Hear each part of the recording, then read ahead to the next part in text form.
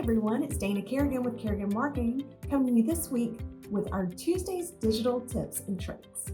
Now, do you ever wish that you only had to pay for advertising that actually worked?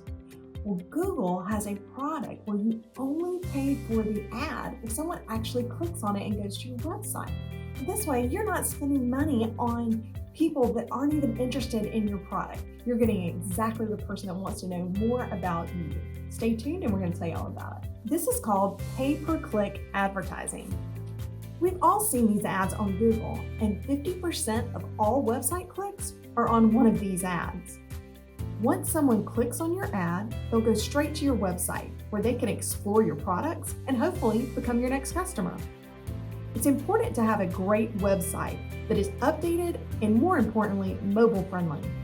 You want customers to see the same information you promise in your ads. And the best part is, the better your website, the less you have to pay per click. Your advertising budget will go further and you can reach more customers. Luckily for our clients, we can manage both.